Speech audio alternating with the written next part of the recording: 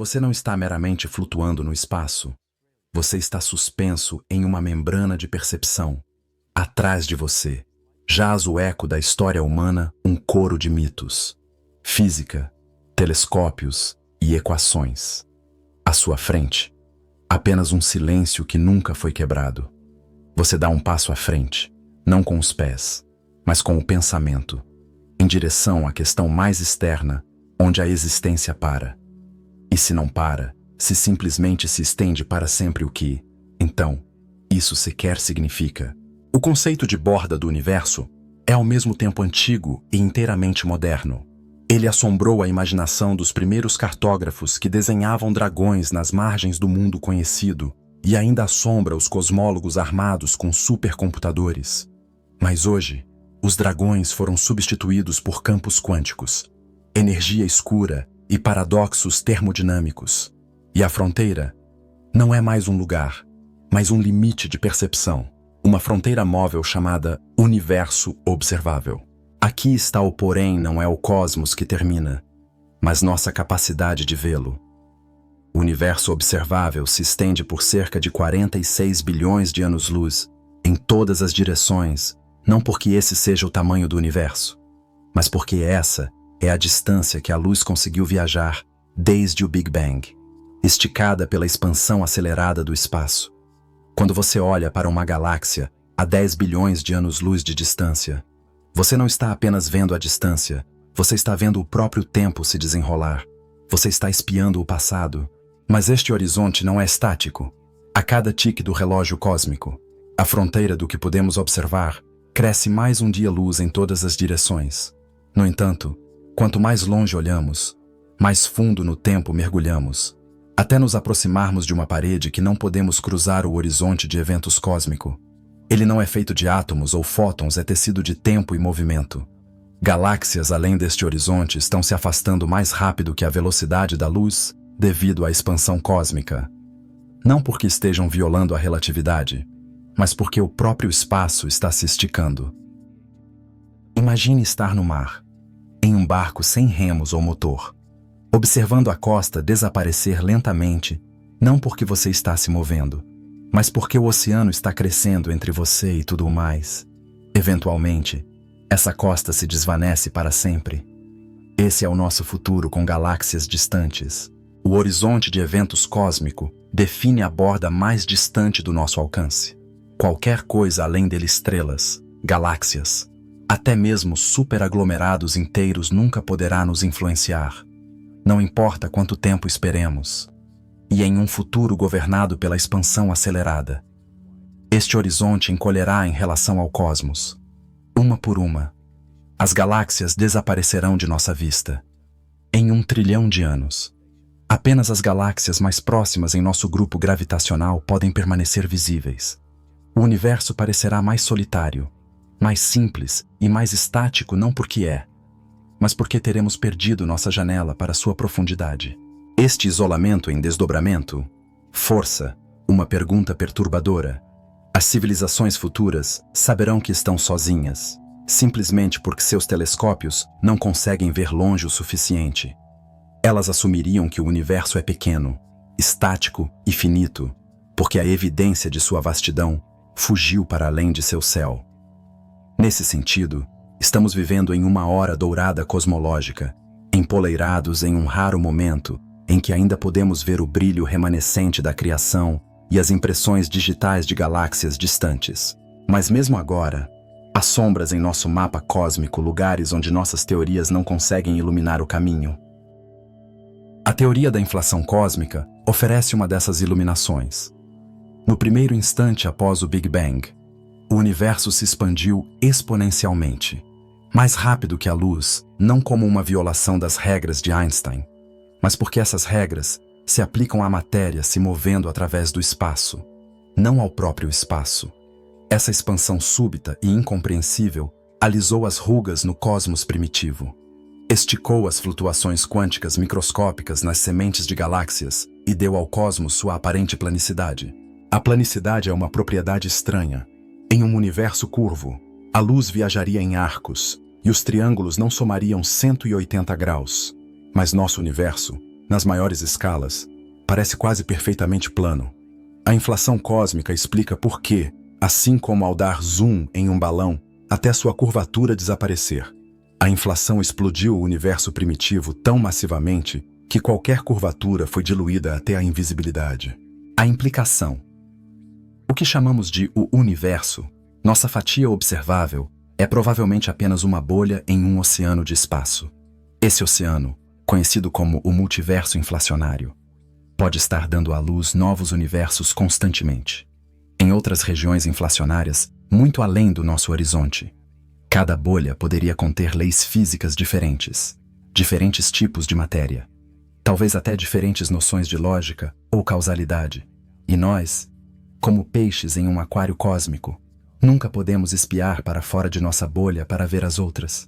Isso não é apenas especulação poética. A matemática da inflação, quando levada à sua conclusão lógica, leva diretamente à ideia de que o universo pode ser muito maior e mais diverso do que podemos observar.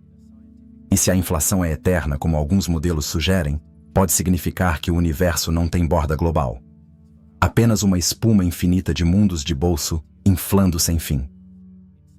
Em tal arcabouço, a própria noção de universo está ultrapassada. Precisaríamos redefinir a própria existência não como um evento ou reino singular, mas como um processo multiversal, um campo de possibilidade florescendo sem começo ou fim. Mas há algo sóbrio nesta grandiosidade. Se os universos são tão facilmente gerados, então o que torna o nosso especial? Porque ele contém vida, consciência, memória e sonhos. Aqui entra a ideia do ajuste fino. As constantes de nosso universo, gravidade, eletromagnetismo, a massa das partículas estão delicadamente equilibradas. Uma pequena variação, e os átomos não se manteriam, as estrelas não se acenderiam, a química não se desdobraria. Se existem infinitos universos, então talvez simplesmente vivamos naquele em que a vida pode existir uma loteria cósmica, onde ganhar é raro, mas inevitável, dado bilhetes suficientes. E, no entanto, mesmo que este multiverso seja real, não podemos vê-lo. Nossa bolha observável permanece nosso único farol em um mar de escuridão eterna. Buscamos suas bordas com instrumentos sintonizados na luz mais antiga, a radiação cósmica de fundo em micro-ondas, o brilho remanescente do momento em que o universo se tornou transparente. Essa luz, uma relíquia de 380 mil anos após o Big Bang, é quase uniforme. No entanto, suas tênues ondulações revelam as impressões digitais da aleatoriedade quântica, escritas em grande escala pela inflação. Essas ondulações semearam galáxias e moldaram a teia cósmica. São uma ponte entre o micro e o macro, entre flutuações do vácuo e a grandiosidade dos aglomerados galácticos. Mas mesmo aqui, nos limites do que podemos observar, anomalias estranhas sussurram, pontos frios, assimetrias, potenciais assinaturas de uma colisão com outro universo, contusões de um nascimento multiversal. Se estes são artefatos ou evidências, permanece desconhecido, mas eles sugerem que o véu de nosso cosmos pode ser mais fino do que imaginamos. O que, então, está além? Não dragões ou anjos, mas algo talvez mais aterrorizante, o desconhecido que obedece a regras diferentes. Um vácuo que dá à luz universos. Uma dimensão em que o tempo não é linear, o espaço não é tridimensional e a própria identidade é uma ilusão. A borda do universo não é uma parede, mas uma crise filosófica. Ela nos força a confrontar a fragilidade do conhecimento, a arbitrariedade da perspectiva e a humildade exigida pelo cosmos. À medida que mergulhamos mais fundo nesta percepção, uma verdade se torna clara: a fronteira de que falamos não está lá fora. Está dentro de nós, nos limites de nossa compreensão, nossa linguagem, nossas ferramentas. E, no entanto, seguimos em frente, desenhando constelações através do abismo. Imagine acordar não para um nascer do Sol, mas para um planeta desconhecido em forma e céu, e ainda assim, a Terra, um mundo onde os continentes são estranhos, onde o vento tem gosto de minerais nunca catalogados, e as estrelas acima lançam uma constelação diferente sobre um crepúsculo respirável. Isso não é ficção científica. Isso é a Terra há 2 bilhões de anos. O terreno era silencioso então, pelo menos para os ouvidos humanos. As florestas, desertos e rios que conhecemos ainda não existiam. O que vivia e se movia pela superfície não tinha semelhança conosco. Nos baixios de oceanos quentes, esteiras microbianas exalavam oxigênio, remodelando lentamente o destino químico do planeta. Este foi o tempo do grande evento de oxigenação, uma metamorfose planetária que acabaria por tornar a vida superior possível. É aqui nesta Terra alienígena e antiga que a questão se agudiza: poderia a inteligência ter surgido, brilhado e desaparecido muito antes de nós emergirmos? À primeira vista, a resposta parece absurda. Mas apenas porque olhamos para trás através da lente de nossa própria história, como se a inteligência estivesse destinada a usar um corpo bípede, a construir cidades, a alcançar as estrelas, mas talvez isso seja uma ilusão nascida da proximidade. A evolução não planeja, ela serpenteia, salta, tropeça, e o tempo é vasto o suficiente para permitir muitos caminhos diferentes do destino. A hipótese siluriana, introduzida pelo climatologista Gavin Schmidt e pelo astrobiólogo Adam Frank, nos desafia a considerar isso. Eles não fizeram uma afirmação, mas uma pergunta: se uma civilização industrial avançada tivesse existido no passado geológico profundo, seríamos capazes de detectá-la hoje? A resposta deles talvez, mas apenas por um triz. O tempo geológico não é generoso. A Terra é uma mestra do autoesquecimento. Ao longo de milhões de anos, as placas tectônicas revolvem a crosta. Ao longo de centenas de milhões, cordilheiras inteiras se erguem e se erodem. Ao longo de bilhões, continentes se movem, oceanos desaparecem e toda a memória de superfície é lixada até o esquecimento. Quanto mais para trás você vai, menos vestígios sobrevivem. O concreto se desfaz em milhares de anos. O metal corrói. Os plásticos, embora duráveis em escalas de tempo humanas, degradam-se ao longo de milênios. Até o lixo nuclear decai para a neutralidade geológica em menos de 1 milhão de anos. Se uma civilização tivesse surgido na Terra há 1 bilhão de anos, suas cidades teriam desaparecido. Suas máquinas seriam átomos. Seus monumentos, se algum foi construído, teriam sido moídos em sedimento anônimo. Mas nem tudo desaparece. Algumas cicatrizes são profundas. A hipótese siluriana foca em tecnoassinaturas pegadas geoquímicas, deixadas pela atividade industrial. Um pico súbito de dióxido de carbono, uma mistura anômala de metais pesados, mudanças isotópicas em sedimentos marinhos. Tudo isso poderia trair a presença de tecnologia em grande escala, mesmo que não possamos identificar as ferramentas. Tome nossa própria era industrial. Em apenas 2 séculos, a humanidade já deixou uma impressão digital planetária. A combustão de combustíveis fósseis mudou as proporções de carbono atmosférico. Partículas de plástico agora residem em todos os oceanos. Metais de terras raras, antes enterrados nas profundezas da Terra, agora estão dispersos pelos continentes. Detonações nucleares semearam a atmosfera com radionuclídeos que persistirão por dezenas de milhares de anos. Da perspectiva de um geólogo futuro, isso poderia ser lido como o sinal de vida inteligente mesmo que não restassem fósseis, edifícios ou máquinas. Mas aqui reside o desafio: como distinguimos anomalias naturais de anomalias inteligentes? A natureza é uma engenheira soberba. Erupções vulcânicas podem alterar o clima. Impactos de meteoritos podem dispersar elementos raros. Reatores nucleares naturais, como os encontrados em Oklo, no Gabão, podem imitar projetos humanos por pura coincidência. Essa ambiguidade torna a arqueologia de tempo profundo um jogo de sombras. Cada pista deve ser equilibrada com explicações mais simples.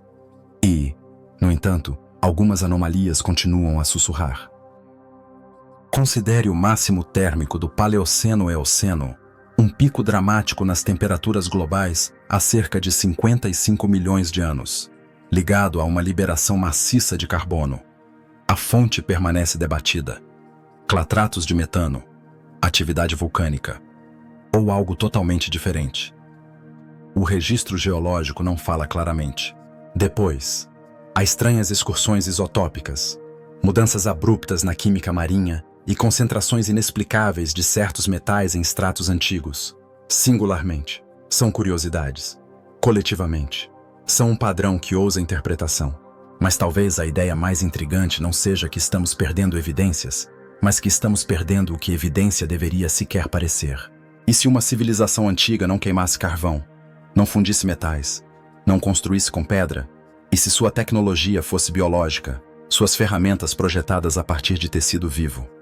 E se ela se comunicasse não com ondas de rádio, mas com emissões bioquímicas ou ressonância neural? Tal sociedade deixaria para trás algum vestígio que a geologia ou a arqueologia moderna pudessem interpretar. A resposta pode muito bem ser não. É uma percepção arrepiante que a vastidão do tempo geológico não apenas corrói a pedra, ela corrói a inteligibilidade. Após 1 bilhão de anos, não apenas uma cidade desapareceria, mas o próprio conceito de cidade poderia não deixar pegada alguma. No entanto, continuamos buscando. Por quê? Porque a ideia de que somos os primeiros e únicos seres inteligentes a evoluir na Terra carrega um peso desconfortável. Ela assume raridade onde o tempo ofereceu abundância. Ela assume uma linha reta onde a natureza desenha espirais. E se não estamos sozinhos na história da Terra, se houve outros antes de nós, então também devemos enfrentar a segunda questão. Por que eles desapareceram? Talvez eles se autodestruíram. Talvez transcenderam a matéria. Ou talvez simplesmente passaram por um limiar que ainda não nos aproximamos um gargalo tecnológico ou ecológico que define a vida útil de todas as sociedades complexas. Há também a possibilidade perturbadora de que a inteligência não seja favorecida pela evolução, mas sim tolerada brevemente, antes que seus efeitos colaterais, entropia, desequilíbrio, colapso a eliminem. Isso convida a uma reformulação assombrosa. A inteligência pode ser uma anomalia, não um pináculo. Uma combustão fugaz na lenta oxigenação de um planeta. Um padrão que queima brilhantemente e depois desaparece, deixando apenas descolorações sutis na pedra. E ainda assim, esperamos. Porque a esperança é, ela mesma, uma forma de memória, um alcançar para trás, um alcançar para a frente. Em um pequeno núcleo perfurado de rocha antiga, um geólogo pode um dia detectar uma tecnoassinatura, uma peculiaridade isotópica, um mineral fora do lugar, um ritmo químico diferente de qualquer outro visto antes. Não será uma prova, mas será uma voz, tênue e distante, falando através do tempo. Você se afasta da Terra deixando seu ruído para trás, enquanto flutua por um mar cósmico esvaziado de luz. Neste silêncio, você começa a perguntar onde está todo mundo. Não apenas agora, mas sempre. O silêncio entre as estrelas fala mais alto que qualquer sinal. Imagine civilizações antigas, a anos-luz de distância que podem ter surgido e caído há muito tempo. Seus faróis de rádio, antes poderosos, agora se desvanecem no estático cósmico. Talvez elas nunca tenham dominado a transmissão para o vácuo, ou sua luz tenha se extinguido antes que seu alcance pudesse cruzar os abismos. Você se pergunta, elas sequer viveram o suficiente para construir um sinal cósmico? Isso leva a um quebra-cabeça mais profundo e perturbador, o grande filtro. Em algum lugar na sequência da matéria inerte à inteligência interestelar, existe uma barreira. Pode estar à nossa frente ou atrás de nós. Se atrás, talvez milhares de civilizações tenham sido extintas antes de escapar de seu mundo natal. Se à frente, podemos estar flertando perigosamente com nosso próprio limiar. O silêncio do universo pode ser o eco do filtro passado, ou um aviso silencioso do filtro futuro. Em seguida, considere como a inteligência pode se parecer em outros lugares. Não humanos em pele alienígena, mas mentes que evoluíram sob condições extremas em planetas errantes congelantes, dentro de gigantes gasosos esmagadores, ou muito abaixo de oceanos cobertos de gelo. Sua inteligência pode ser pós-biológica nascida não de carne e osso, mas de silício, tecido quântico ou padrões de pura informação. Tais seres podem se comunicar não por ondas, mas pela migração de dados, escondidos em ondulações gravitacionais ou na estrutura da matéria escura. E se sua forma é tão radicalmente diferente? Como poderíamos sequer reconhecê-los? Deixe sua mente derivar para civilizações furtivas, seres que escolheram o silêncio, que se esconderam atrás da cortina cósmica. Talvez eles soubessem do perigo de se revelarem em um universo hostil. Talvez eles tenham camuflado suas mega-estruturas, mascarado suas emissões, até mesmo se submergido em realidades virtuais para evitar predadores cósmicos. O que chamamos de silêncio pode ser discrição intencional, uma estratégia de sobrevivência. Depois, há a ideia sedutora, mas enervante, da hipótese da simulação. Talvez nosso universo seja um ambiente artificial, um sandbox, no qual inteligências muito mais avançadas que nós conduzem seus experimentos. Se assim for, a ausência de contato não é solidão cósmica, é design deliberado. Poderíamos ser os pontos de dados em um estudo maior, os sujeitos escolhidos de um experimento ou uma obra de arte que se estende por dimensões que não podemos perceber. É como se você fosse um arqueólogo da ausência, tentando reconstruir civilizações a partir das lápides do silêncio. Mas aqui está o paradoxo. E se a inteligência inevitavelmente desaparecer? E se a própria complexidade desencadear o colapso? Cada salto tecnológico traz esgotamento de recursos, risco ambiental, entropia levando à implosão antes da expansão. A vida inteligente pode ser universalmente autolimitada, um padrão cósmico escrito nas próprias leis. Ou talvez estejamos olhando no período errado.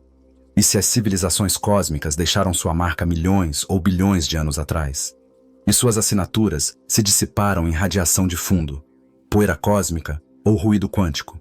Se elas existiram no passado profundo do cosmos, muito antes da formação da Terra, seu legado pode ter desaparecido ou ser quase invisível hoje. Agora imagine isto: você não é tendencioso pela biologia. Você é uma consciência quântica, evoluindo dentro do horizonte de eventos de um buraco negro ou uma nuvem interestelar senciente de plasma.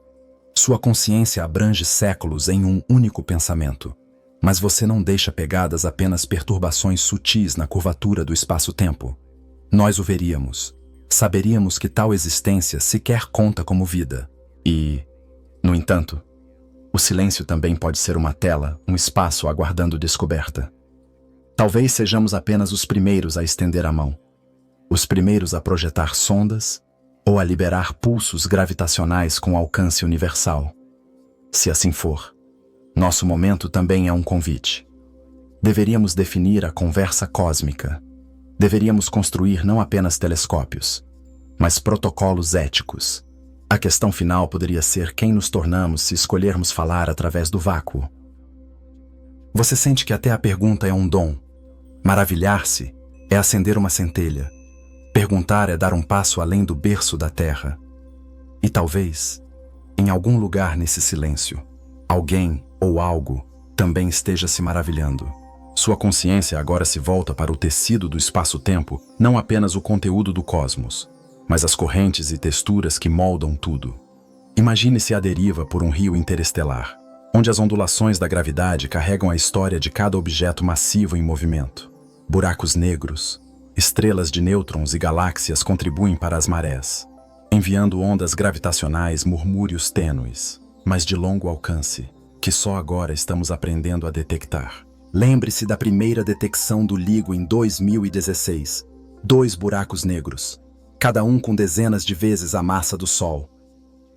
Espiralaram juntos e se fundiram. O sinal durou apenas uma fração de segundo, mas aquele breve chirp passou pela Terra, carregando contos codificados da massa dos objetos, seu spin e seu destino final. Foi o universo sussurrando, revelando algo profundamente fundamental, algo anteriormente indetectável pela luz ou por telescópios. Em certo sentido, cada onda gravitacional que detectamos é como espionar um diálogo cósmico que abrange bilhões de anos. Agora, imagine os campos magnéticos entrelaçados nas galáxias, imensos tentáculos invisíveis moldando o gás e a poeira, guiando a formação de estrelas, até mesmo influenciando o caminho dos raios cósmicos. Esses campos são relíquias do universo primitivo, evoluindo ao longo de éons. Eles falam de processos ainda totalmente incompreendidos, uma memória cósmica tecida na própria escuridão.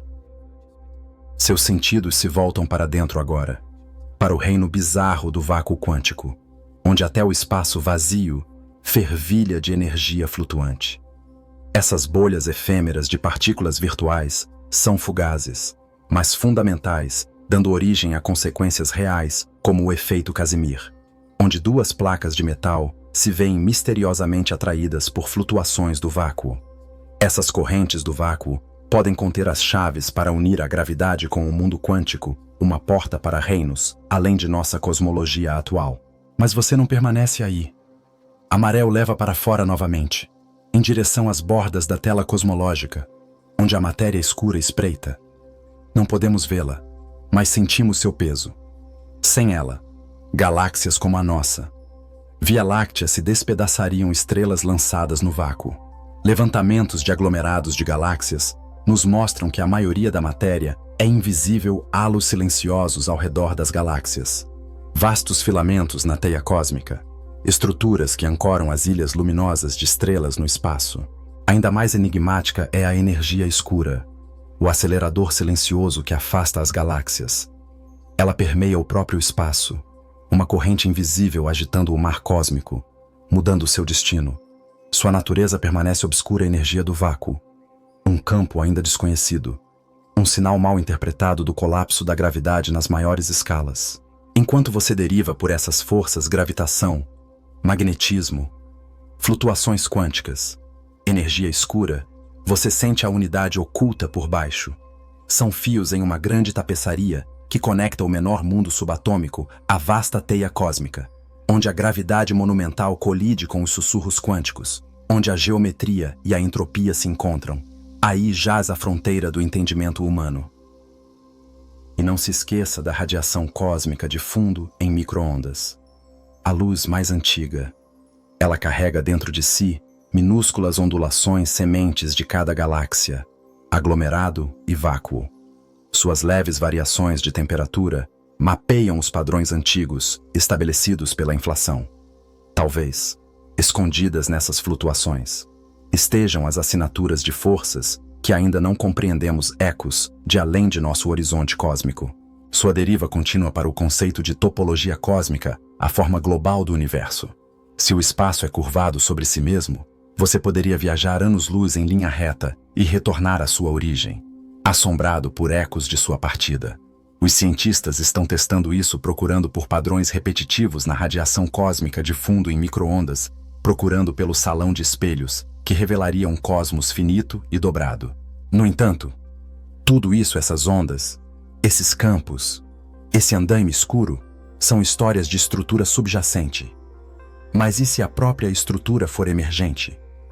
Alguns físicos teóricos sugerem que o espaço-tempo pode não ser fundamental, que ele poderia surgir do emaranhamento, de redes de informação ou de bits quânticos.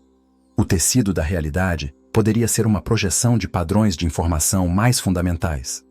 Se assim for, talvez o que está além do universo não seja espaço, mas a camada abaixo, redes de emaranhamento quântico, código pré-espaço-tempo do qual nosso cosmos é tecido. À medida que a jornada se aproxima de sua crista atual, você sente uma tensão sutil entre o que sabemos e o que podemos imaginar. Passamos de fusões de buracos negros a flutuações do vácuo, de ondas gravitacionais à topologia cósmica. Esses elementos são nosso atlas do desconhecido, guiando tanto nossos instrumentos quanto nossa imaginação. Você flutua agora na intersecção da matéria e da mente, onde a grandiosidade das galáxias encontra o enigma da consciência, em meio à rede da teia cósmica de matéria escura e radiação. A vida encontra um ponto de apoio, centelhas pequenas e improváveis de organização em um mar de entropia. Moléculas se reúnem em células, células em cérebros, e em algum lugar ao longo dessa longa jornada, a consciência desperta a luz perfurando a escuridão de dentro. Pense em um neurônio em seu cérebro, comunicando-se através de sinais elétricos. Esses disparos são ecos de processos cósmicos, formas de onda viajando por campos. Energia se transferindo ao longo de gradientes. Dentro de nós, o espaço-tempo e as regras quânticas colaboram para criar um eu coerente. Nossa percepção não está separada do universo, está tecida no mesmo tecido. Mas o que significa carregar consciência em um universo escrito, em grande parte, em matemática e simetria? Mentes humanas começaram a traduzir as estrelas em equações. Expressaram a origem cósmica da matéria em colisores de partículas e vislumbraram o universo primitivo em instantâneos da radiação cósmica de fundo em micro-ondas.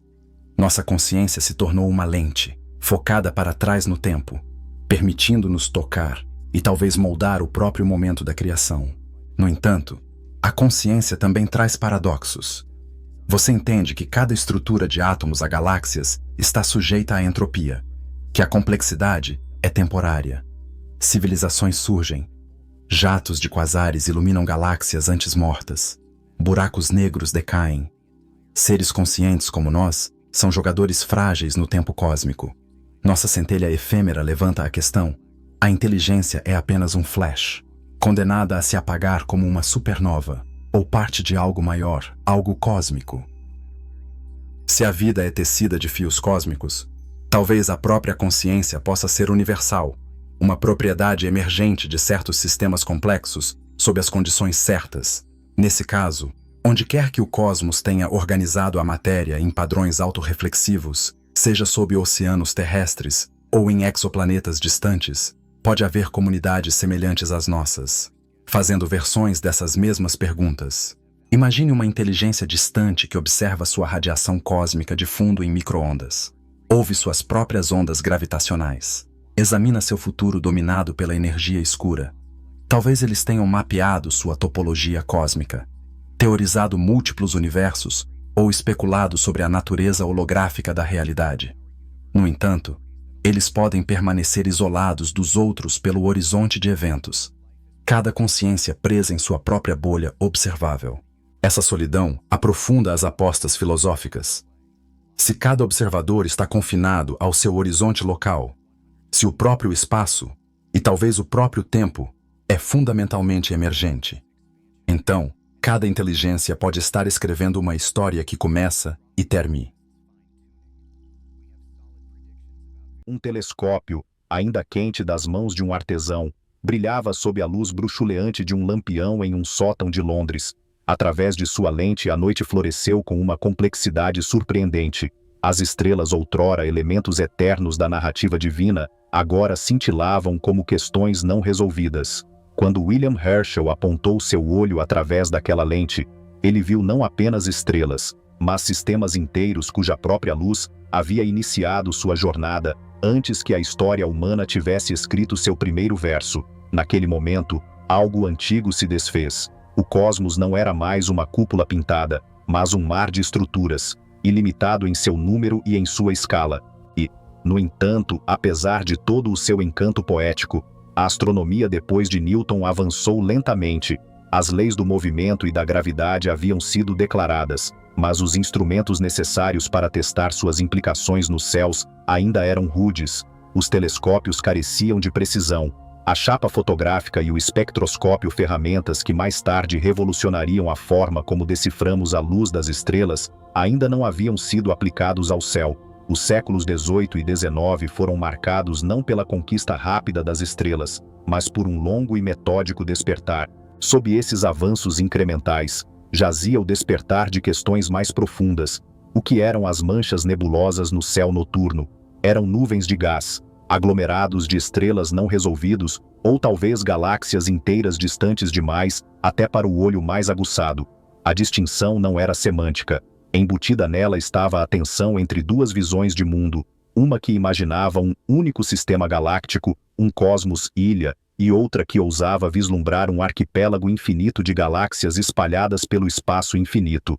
Thomas Wright de Durham, em seu livro de 1750, Uma Teoria Original do Universo, propôs que a Via Láctea não era uma dispersão aleatória de estrelas, mas uma entidade estruturada. Ele a imaginou como um anel ou uma concha esférica de estrelas, com um centro divino, uma espécie de santuário gravitacional de graça cósmica. Wright foi mais longe. especulando que as nebulosas vistas fracamente através dos telescópios eram outras vias lácteas, outras criações girando nas profundezas. Suas ideias tocaram um jovem Immanuel Kant, que absorveu a visão de Wright e a rearticulou em termos mais rigorosos e seculares. Kant descreveu a Via Láctea como um disco rotativo de estrelas, ligado pela gravidade, e postulou que as manchas nebulosas de luz no céu eram sistemas análogos galáxias. Ele imaginou uma grande hierarquia estrelas se agrupando em galáxias, galáxias em aglomerados, aglomerados em superaglomerados. Foi uma intuição que prefigurou nossa compreensão moderna da estrutura em grande escala, mas para Kant, era mais do que estrutura, era metafísica. O infinito, para ele, não era meramente um espaço sem fim, mas a exaustão da própria imaginação. À medida que os telescópios melhoravam, essas primeiras reflexões metafísicas começaram a enfrentar resistência empírica. Astrônomos como William Herschel transformaram a observação em catalogação. Ele e sua irmã Caroline mapearam milhares de estrelas e nebulosas, olhando mais fundo do que ninguém antes. A princípio, eles supunham que todas as estrelas eram sóis como o nosso, uniformemente distribuídas, e que as estrelas mais fracas eram simplesmente mais distantes. Essas suposições moldaram um modelo no qual a Via Láctea era um disco achatado com o Sol perto de seu centro. Mas, uma a uma, essas suposições falharam. Nuvens obscuras de poeira interestelar mascaravam vastas regiões da galáxia. O brilho das estrelas variava imensamente, e o espaço era tudo, menos uniformemente povoado. A crença de Herschel de que as regiões sem estrelas eram buracos no céu, janelas para o vácuo, foi, em retrospectiva, um mal-entendido precoce da poeira cósmica, mas sua intuição de que as nebulosas poderiam ser universos-ilha, semelhantes à Via Láctea, provou-se presciente. Com o tempo, até mesmo Herschel tornou-se cético em relação à sua certeza inicial. Algumas nebulosas, ele notou, pareciam fluidos brilhantes em vez de aglomerados de estrelas. Outras permaneciam obstinadamente não resolvidas mesmo sob os melhores telescópios. Ainda assim, a visão dominante no século XIX, especialmente na cosmologia vitoriana, era conservadora. Agnes Clerk, uma respeitada cronista da astronomia, escreveu em 1890 que nenhum pensador competente poderia supor que uma nebulosa fosse um sistema estelar separado. A galáxia, nossa galáxia, era o universo. Além dela, havia escuridão, mistério ou talvez o trono de Deus. Este foi o ápice de uma visão de uma ilha, imersa no antigo modelo estoico, mas agora vestida com teoria atômica e mecânica newtoniana. No entanto, rachaduras no universo vitoriano haviam começado a se formar. A espectroscopia, a ciência de dissecar a luz, estava tornando os céus quimicamente conhecíveis. William Huggins, auxiliado por sua esposa Margaret, usou essa ferramenta para comparar a luz das estrelas com elementos testados em laboratórios na Terra. Quando ele apontou seu espectroscópio para uma nebulosa planetária em Draco e viu não um espectro de estrelas, mas linhas de emissão características de gás brilhante, a revelação foi sísmica. A nebulosa não era um aglomerado de estrelas, era uma nuvem de gás quente, confirmando a antiga hipótese de Laplace de que sistemas solares poderiam se formar a partir do colapso de nuvens de gás. A própria luz havia se tornado uma mensageira.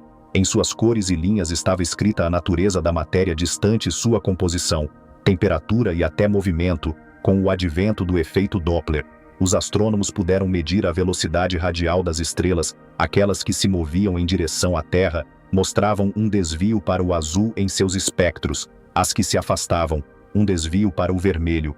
O espaço havia começado a se mover, mas a luz carregava outra mensagem, mais sutil. Ela viajava a uma velocidade finita, 300 mil quilômetros por segundo.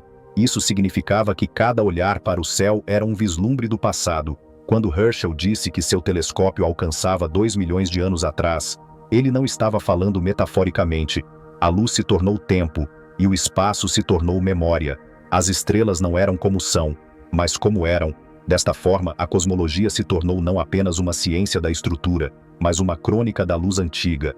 No final do século XIX, a fusão da física e da astronomia, o que em breve seria chamado de astrofísica, havia remodelado nossa compreensão. No entanto, Um enigma permanecia inalterado e não resolvido, porque o céu noturno é escuro, se o universo fosse infinito e eterno, preenchido uniformemente com estrelas. Então toda a linha de visão deveria terminar em uma estrela, e o céu deveria brilhar com luz. Este paradoxo, às vezes chamado de paradoxo de Olbers, assombrava a cosmologia. Os cientistas vitorianos o explicaram invocando um universo finito, onde as estrelas não se estendiam infinitamente, e o espaço eventualmente acabava. Mas outras possibilidades, algumas mais radicais, espreitavam sob a superfície. Modelos hierárquicos retornaram. Cientistas como Fournier-Daube e Carl Charlier reviveram a noção de universos fractais, estruturas nas quais as estrelas se agrupavam em galáxias, galáxias em aglomerados, e assim por diante, se a densidade da matéria diminuísse rápido o suficiente em escalas maiores. O céu noturno poderia permanecer escuro, mesmo que o universo fosse infinito. Em tal universo, o espaço não estava vazio, era texturizado, recursivo e perpetuamente em desdobramento.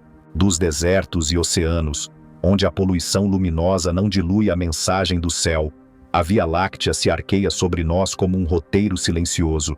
Para aqueles que outrora navegaram por sua luz ou oraram sob seu brilho, o céu noturno não era uma pergunta, era uma resposta.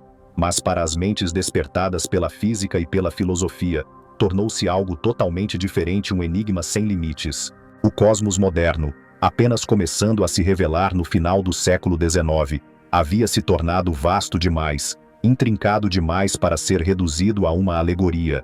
As estrelas não mais cintilavam em uma cúpula de cristal perfeita, elas orbitavam buracos negros, colidiam, explodiam como supernovas e sussurravam suas histórias através de bilhões de anos, pelo lento e persistente deriva de fótons. O telescópio havia se tornado uma máquina do tempo, o espectroscópio um tradutor químico, e o céu um registro de verdades antigas e futuras. Mas e se este registro, em toda a sua grandiosidade, fosse apenas a superfície, sob a elegância da lei e do espectro, jazia algo ainda mais estranho, um universo não meramente vasto, mas recursivo, não apenas antigo, mas emaranhado com nossa percepção do próprio tempo. No piscar de uma vela, a luz salta da chama e viaja para fora imparável, sem peso, intocável. Ela se move sobre os móveis, reflete nas estantes, resvala na curva de uma xícara de chá e, finalmente, se desvanece nas paredes ou janelas. Mas no espaço, ela não se desvanece, ela se estica, ela se lembra. Muito depois de sua fonte ter mudado ou morrido, a luz carrega uma imagem fantasma, uma fotografia final, congelada em voo. Por séculos, a humanidade entendeu mal as implicações da velocidade da luz. Mesmo enquanto as ondas e partículas de luz eram debatidas, sua velocidade finita, calculável e constante permaneceu uma nota de rodapé em vez de uma bússola. A descoberta de Ole Römer de que as luas de Júpiter pareciam atrasadas quando a Terra se afastava delas foi mais do que um triunfo da medição. Foi um espelho voltado para o próprio tempo. Uma vez que a velocidade finita da luz foi aceita, uma nova e profunda percepção emergiu. Olhar para as estrelas era olhar para a história. Cada cintilação no céu noturno era uma história do passado, uma mensagem atrasada pela tirania da distância. Uma estrela próxima poderia enviar sua saudação de alguns anos atrás. Uma galáxia distante falava em sílabas de milhões de anos. A borda do universo visível oferecia sussurros de perto do início do tempo. O espaço se tornou um arquivo em camadas, onde a profundidade era sinônimo de idade. Quanto mais longe os astrônomos olhavam, mais jovem o universo parecia, não por causa da evolução, mas por causa do atraso. O universo observável, então, não era uma estrutura no espaço, mas um cone no espaço-tempo, alargando-se para trás, preenchido com sombras de tudo o que uma vez foi. Isso mudou tudo. O universo vitoriano, ainda dominante na imaginação popular, vislumbrava o cosmos como uma propriedade arrumada, uma única mansão galáctica, situada em meio a um mar negro e sem vento. Era um modelo elegante, centralizado, compreensível, divino. Mas à medida que a astrofísica avançava, essa mansão começou a desmoronar sob seu próprio andaime filosófico. A própria escuridão se tornou uma pista. A ausência de luz entre as estrelas não era apenas espaço vazio, era evidência. Em um universo eterno e infinito, cheio de estrelas, não deveria haver escuridão. Cada parte do céu deveria estar saturada com a luz das estrelas. No entanto, temos a noite. Este não era meramente um paradoxo poético, era um paradoxo físico. Surgiram soluções. Uma argumentava que a luz de estrelas distantes era absorvida pela poeira interestelar, mas a poeira também acabaria se aquecendo e reirradiando, derrotando o argumento. Outra dizia que o universo tinha um número finito de estrelas, ou que simplesmente não era velho o suficiente para que sua luz nos tivesse alcançado. Essas soluções se apoiavam no tempo, não no espaço como o fator limitante. Em essência, o céu noturno era escuro porque o universo teve um começo. Se a luz é a mensageira do tempo, então o cosmos não é um espaço através do qual a luz viaja, mas uma tapeçaria tecida por essa jornada. Observar uma galáxia a 10 bilhões de anos-luz de distância não é vê-la a 10 bilhões de quilômetros de distância, mas com 10 bilhões de anos de idade, é vê-la não onde está, mas onde estava. A noção de que estamos vendo o universo como ele realmente é, desmorona sob essa percepção. Somos testemunhas de uma memória, costurada a partir de fragmentos radiantes. E se a luz codifica o tempo, o que isso diz sobre a seta termodinâmica, a deriva inexorável da ordem para a desordem, da baixa entropia para a alta? No século XIX, a termodinâmica emergiu como um poderoso arcabouço para entender o mundo físico. A entropia, antes uma abstração matemática, tornou-se uma medida fundamental da direção cósmica. O universo não é estático, é uma máquina que se desgasta. As estrelas queimam seu hidrogênio, as galáxias se afastam, a entropia aumenta, e a cada aumento, a informação é perdida, as configurações se tornam menos reversíveis, e a clareza da estrutura dá lugar à névoa do equilíbrio. Se o tempo tem uma direção, não é apenas porque os relógios andam para a frente, mas porque a entropia dita uma marcha irreversível em direção à desordem. Isso levantou uma questão devastadora. O universo está morrendo. A morte térmica, o estado final em que toda a energia utilizável se esgota e nenhum trabalho pode ser realizado, emergiu como uma previsão fundamentada na lei da termodinâmica. As estrelas se apagariam, as galáxias escureceriam, e o cosmos se tornaria uma névoa fina e fria de partículas e radiação. Nada poderia escapar desse destino, porque a própria física havia falado. No entanto, mesmo nesse prognóstico sombrio, o pensamento humano se recusou a se render. Hierarquias foram imaginadas, universos aninhados, arranjos fractais de estrelas e sistemas, cada nível contendo as sementes de outro. Alguns cientistas se perguntavam se nosso universo era ele mesmo o produto da entropia de um sistema maior, o calor descartado de um evento de ordem superior. Em 1952, Walter Bade ajudou a resolver uma inconsistência persistente na cosmologia. Parecia que nossa galáxia era grande demais em comparação com as outras, grandiosa demais, excepcional demais. Ao diferenciar entre dois tipos de estrelas, população 1, jovens e ricas em metais, e população 2, velhas e esparsas, ele corrigiu os cálculos de distância. A Via Láctea não estava mais inchada no senso cósmico, havia sido mal medida. O palco foi redefinido. Enquanto isso, outro tipo de luz, a radiação cósmica de fundo, foi teorizada. Se o universo começou em um estado quente e denso, deveria haver um brilho remanescente, resfriado pela expansão, banhando todo o espaço. Seria antigo, uniforme e isotrópico, e embora essa radiação ainda não tivesse sido observada, sua impressão digital teórica começou a moldar o pensamento cosmológico. Estávamos agora perseguindo a imagem remanescente de um começo, não uma gênese mítica, mas uma explosão física, o Big Bang.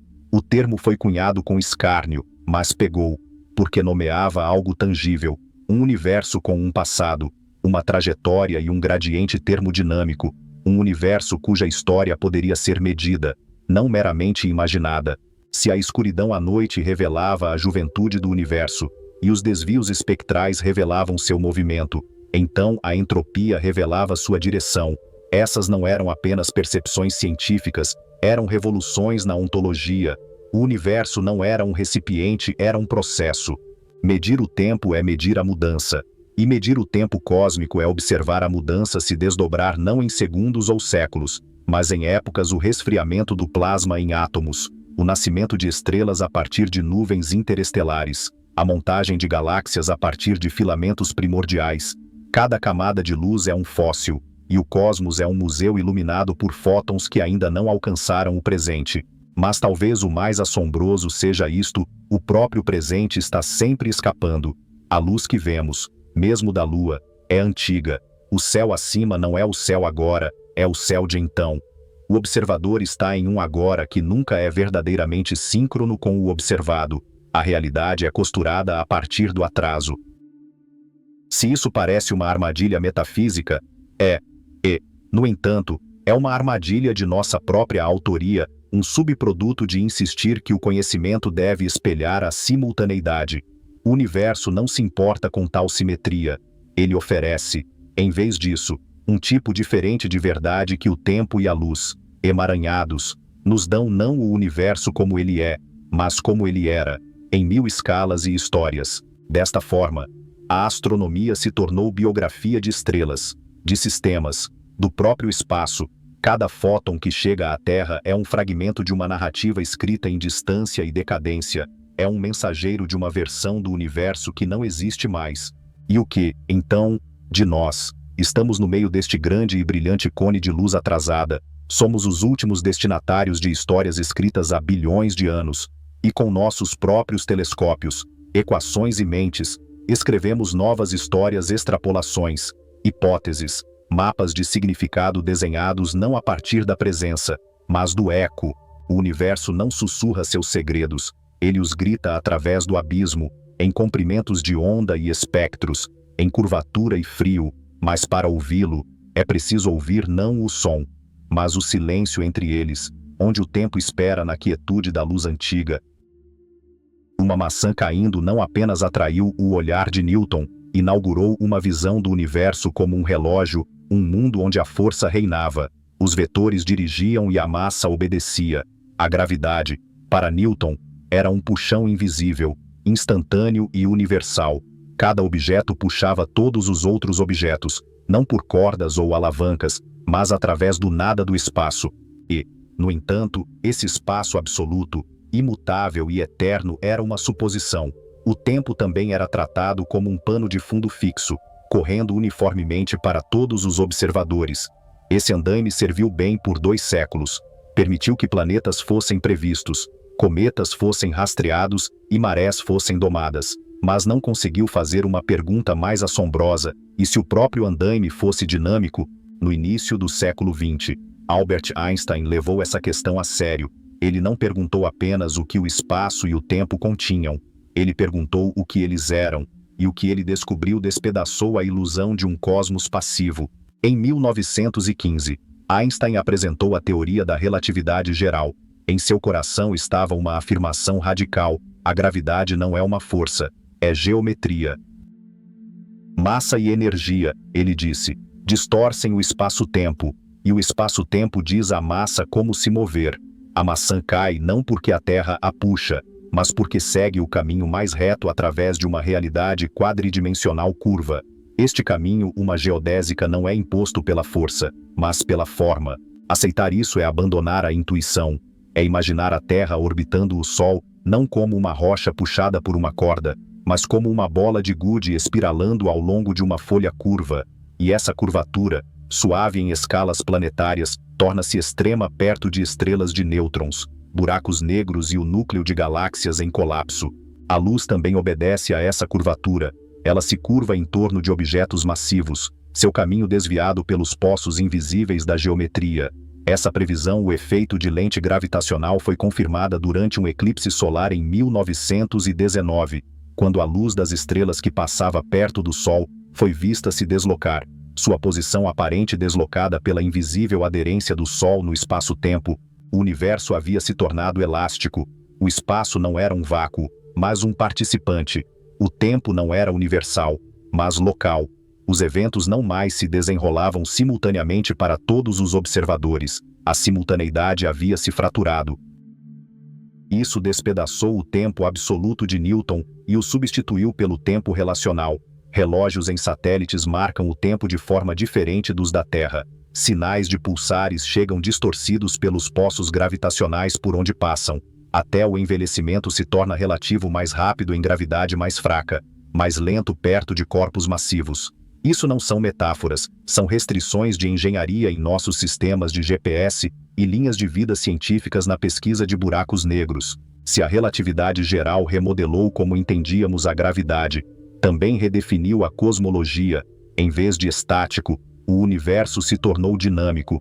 O espaço podia se esticar, o tempo podia acelerar, volumes inteiros do cosmos podiam evoluir, não isoladamente, mas como parte de um único e imutável contínuo.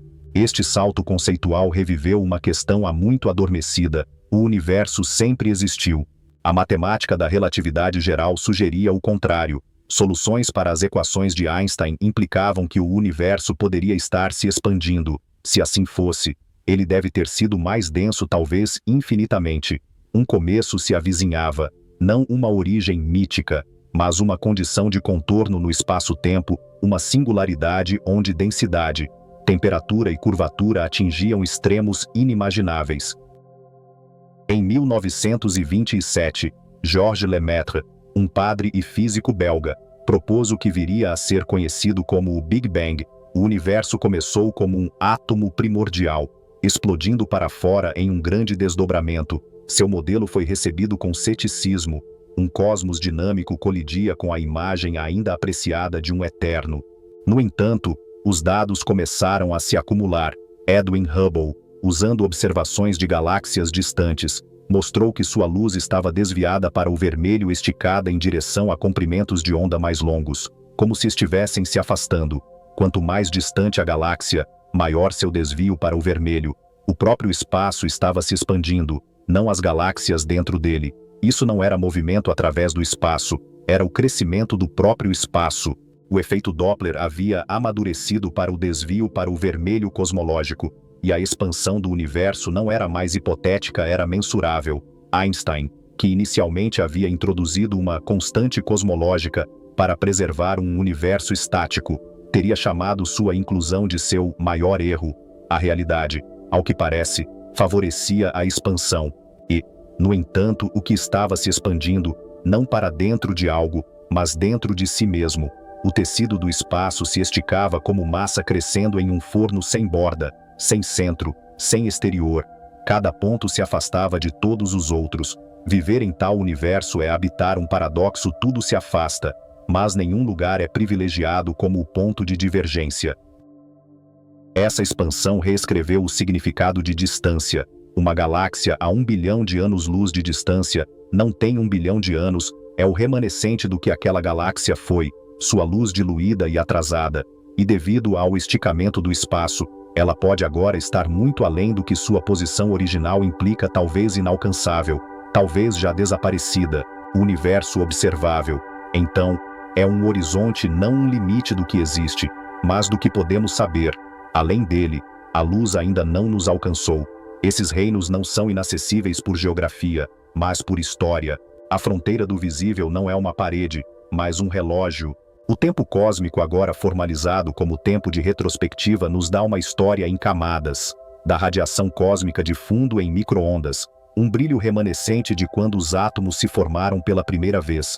As tênues galáxias azuis na borda mais distante da detecção.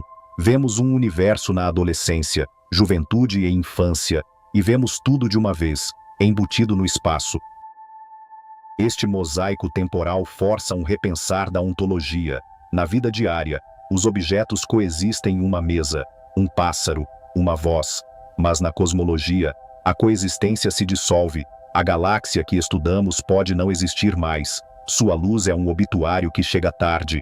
Cada fotografia astronômica é presença e ausência. Agora e então, o observador, antes considerado desapegado, torna-se central. Não apenas observamos o universo, nós o fatiamos com nosso momento. Cada desvio para o vermelho, cada fóton, cada medição é um diálogo entre o presente e o passado. O que, então, é a realidade? Na relatividade geral, a realidade não é estática, É foliação, uma sequência de fatias espaciais, cada uma ligada a um momento no tempo, cada observador vendo um corte diferente. Não há um único agora universal. Cada ponto de vista carrega seu próprio quadro temporal, sua própria verdade. Isso não é apenas física, é filosofia renascida em forma empírica.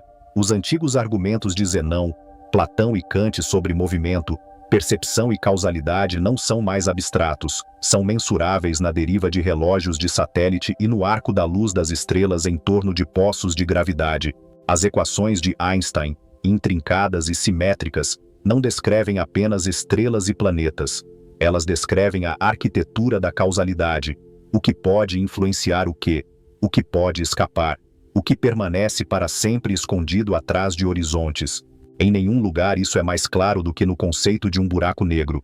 Quando uma estrela massiva colapsa, sua velocidade de escape excede a velocidade da luz. Nada, nem mesmo fótons, pode fugir. De fora, a estrela parece congelar em seu horizonte de eventos, mas dentro, o espaço-tempo continua. O centro se torna uma singularidade, onde a curvatura se torna infinita e nossas leis da física se desfazem. Entrar em um buraco negro é cruzar um limiar não de espaço, mas de determinismo. O conhecido se torna incognoscível. O tecido da realidade se dobra para dentro, e o tempo se torna espaço, e o espaço se torna tempo. As metáforas falham porque a geometria não obedece à intuição humana. Mas as equações persistem.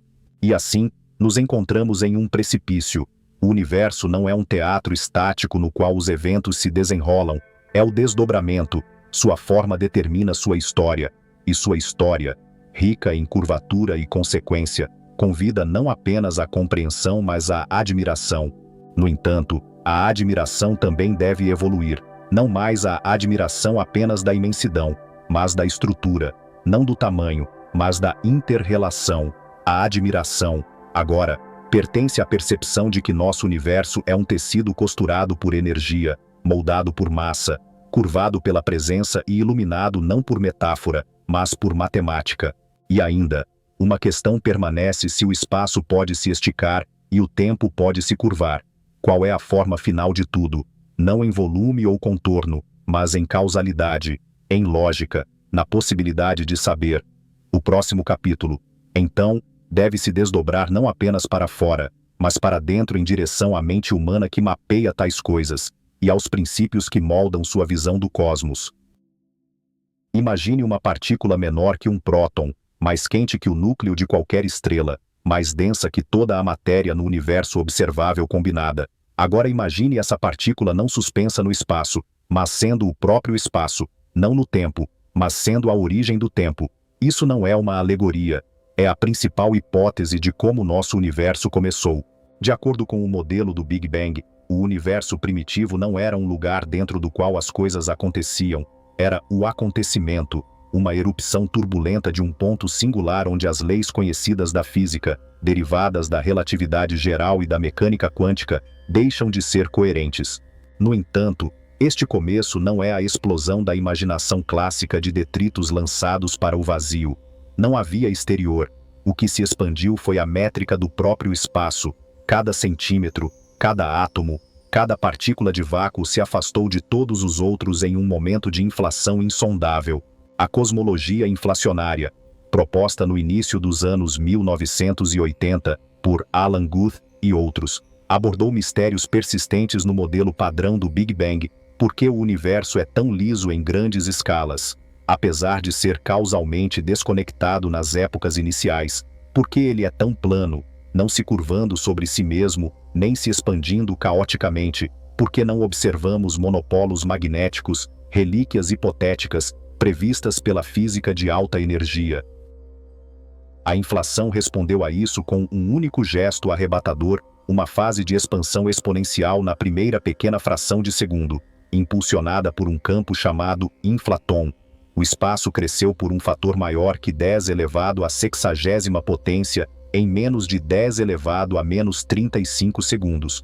Flutuações quânticas durante essa explosão inflacionária foram esticadas por distâncias cósmicas, semeando a estrutura que agora observamos como galáxias, aglomerados e vazios. Essas flutuações deixaram marcas na luz mais antiga do universo, a radiação cósmica de fundo em micro-ondas, um banho tênue de radiação liberada quando o universo esfriou o suficiente para que os átomos se formassem e os fótons viajassem livremente. Detectada pela primeira vez em 1965, a CMB tornou-se nossa pedra de roseta para a cosmologia primitiva. Suas leves variações de temperatura codificam as condições iniciais do universo, agora mapeadas com uma precisão impressionante por satélites como o COBE, o WMAP e o Planck, e aqui no brilho posterior da criação, a mecânica quântica sussurra através das escalas cosmológicas. O princípio da incerteza tão familiar na física de partículas encontra seu avatar cósmico, pequenas oscilações de energia no vácuo quântico, antes confinadas ao mundo subatômico, foram amplificadas pela inflação na arquitetura do universo. As galáxias são, em essência, sombras quânticas magnificadas pela gravidade. Mas com a inflação veio um enigma mais profundo, o campo inflaton. Como outros campos quânticos, não se comporta de maneira idêntica em todos os lugares. Ele sofre flutuações. Em algumas regiões, ele decai e reaquece o espaço em partículas e radiação. Em outras, continua a inflar. Isso leva à inflação eterna, um processo no qual a inflação termina em bolsões universos bolha, enquanto continua em outros lugares. Cada bolha se torna um universo com suas próprias leis, constantes e partículas. Assim emergiu o conceito de multiverso. Nosso universo pode ser uma ilha em um arquipélago infinito, não metaforicamente, mas matematicamente. O decaimento estocástico de um único campo pode produzir um conjunto de resultados, cada um causalmente desconectado do seguinte. Alguns podem ser estéreis, outros, como o nosso, podem dar origem a estrelas, química e observadores. O princípio antrópico, antes uma ideia marginal, é agora discutido como um efeito de seleção. Observamos este universo porque ele permite a observação. No entanto, muitos recuam diante dessa visão. Ela cheira a resignação. Corre o risco de substituir a explicação pelo acaso. Se tudo existe em algum lugar, as leis significam alguma coisa. Essas não são perguntas ociosas. Elas perfuram a fronteira entre a física e a filosofia. O multiverso não é diretamente observável, pelo menos. Ainda não. Ele não pode ser testado da maneira que as teorias tradicionais podem. E assim, ele se situa na zona desconfortável entre a ciência e a especulação metafísica. Mas as implicações são impressionantes. As constantes da natureza, a força da gravidade, a massa do elétron, a constante cosmológica podem não ser fundamentais, mas ambientais. Elas podem variar através do multiverso como a umidade varia na Terra. E nós, delicados arranjos de carbono e tempo, podemos estar ajustados não por desígnio, mas por necessidade. Se a gravidade fosse mais forte, as estrelas colapsariam muito rapidamente. Se o eletromagnetismo diferisse ligeiramente, a química falharia. Se a energia do vácuo fosse maior, as galáxias nunca teriam se formado. Estamos em um fio de navalha, equilibrados por parâmetros que, na visão do multiverso, não são nem raros nem escolhidos apenas locais. Ainda assim, perguntamos uma teoria que prevê tudo explica alguma coisa. A cosmologia quântica luta com isso. Ela busca um arcabouço no qual o próprio universo é descrito por uma função de onda, uma superposição de possíveis geometrias, distribuições de matéria e histórias. Na proposta de Hartle-Hawking de não fronteira, o universo não tem borda no tempo, assim como a Terra não tem borda em latitude. Ele começa não com uma singularidade, mas com uma emergência suave de uma névoa quântica. Em tais modelos, as leis da mecânica quântica se aplicam não apenas dentro do universo, mas ao universo. Isso reestrutura o observador, não mais um receptor passivo de sinais cósmicos. O observador se torna emaranhado com o cosmos, sua história, probabilidades e realidades. A medição colapsa as funções de onda, mas quando o universo inteiro é o sistema, o que significa medir quem, se houver alguém, está do lado de fora? A interpretação de Copenhague falha aqui. A interpretação de muitos mundos de Everett, onde cada resultado quântico se ramifica em uma realidade paralela, ressoa mais de perto. Talvez cada universo no multiverso seja um ramo nesta árvore de ondas cósmicas. Talvez a decoerência, o processo pelo qual os estados quânticos perdem sua interferência devido ao emaranhamento com o ambiente, seja o motivo pelo qual experimentamos apenas um fio. No entanto, mesmo isso convida a uma reflexão mais profunda. Se a realidade é fundamentalmente quântica, a própria causalidade é emergente. O tempo é um fenômeno derivado. A flecha do tempo, nosso senso de passado para futuro, pode ser explicada apenas pela entropia, ou devemos incorporá-la na estrutura quântica do espaço-tempo. A cosmologia, antes o estudo das estrelas, agora faz essas perguntas. Não se contenta mais em mapear galáxias, deve mapear o espaço de possibilidades. E, ao fazê-lo, confronta suas próprias fronteiras não apenas observacionais ou matemáticas, mas existenciais, os limites do que pode ser conhecido, a natureza da explicação, o significado de uma lei em um universo que pode ser apenas um pixel em um conjunto quântico. Ainda assim, a narrativa deve prosseguir. O cosmos continua a evoluir, galáxias colidem, estrelas se acendem e morrem, buracos negros consomem e evaporam, a expansão acelera, o destino do universo não é mais filosófico, é calculável. E é a esse destino o lento resfriamento, o escurecimento, os potenciais renascimentos ou a quietude final que devemos nos voltar agora.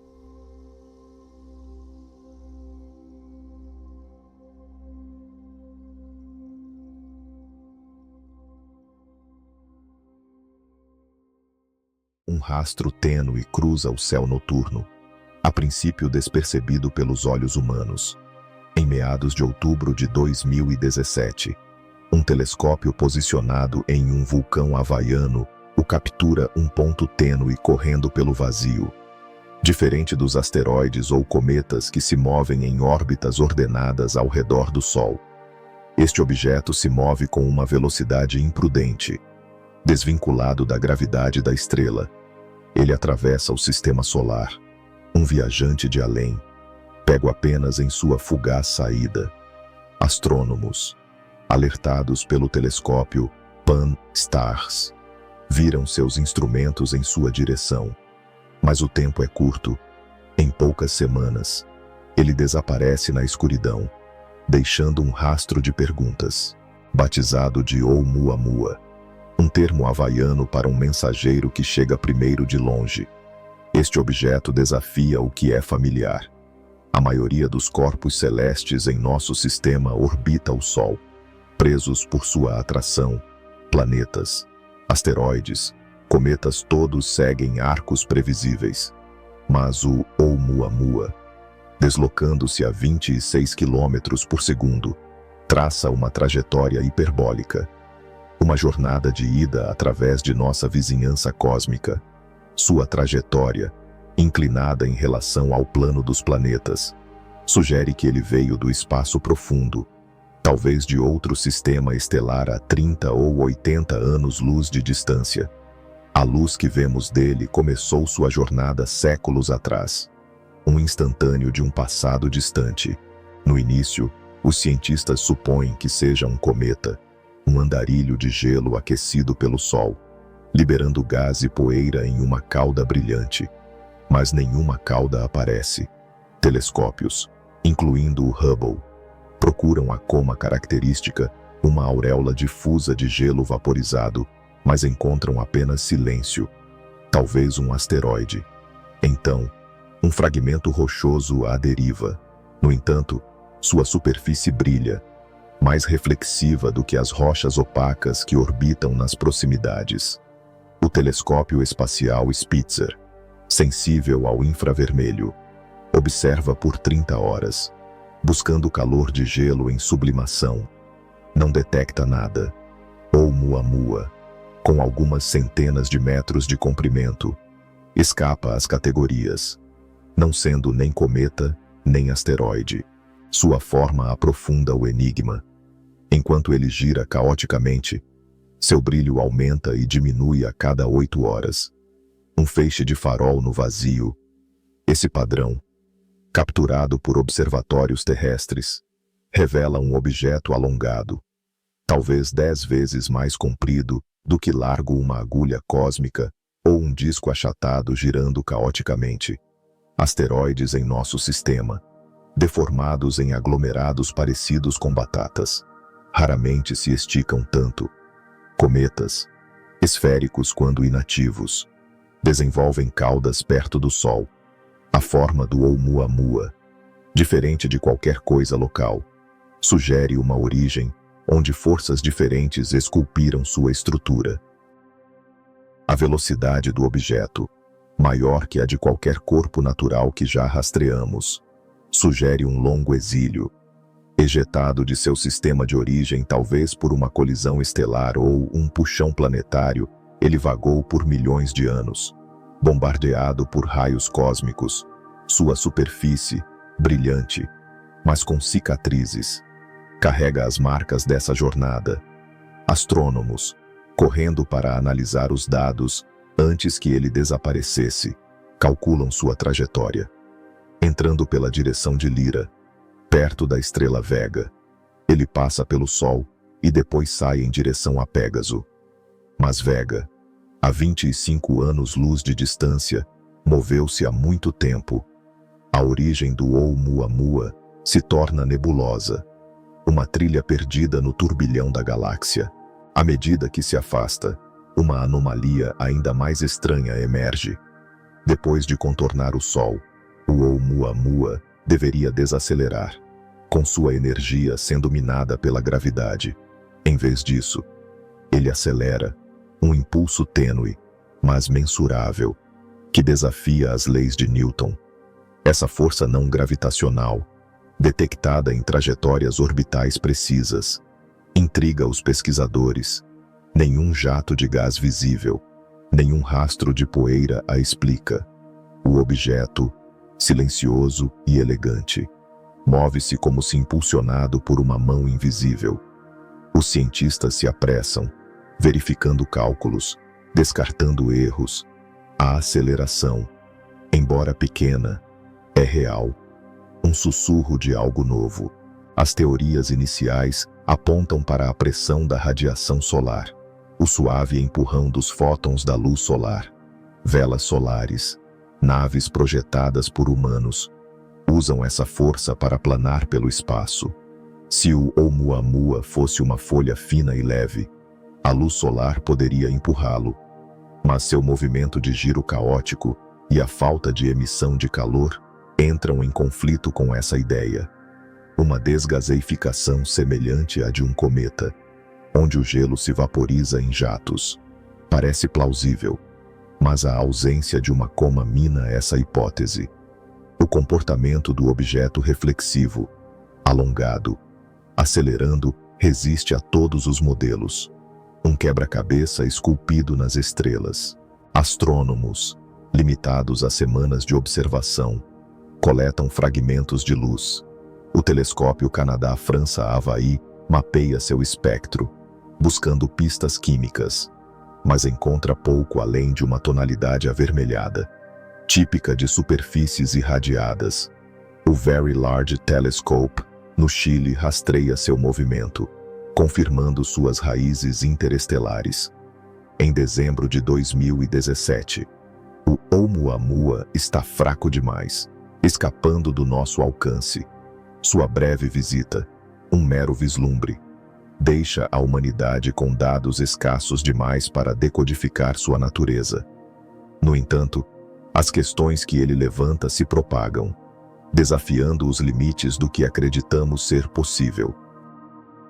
A luz desvanecente do Oumuamua persiste nos dados, um código do cosmo, sua aceleração, desafiando a atração da gravidade, acende um debate acalorado.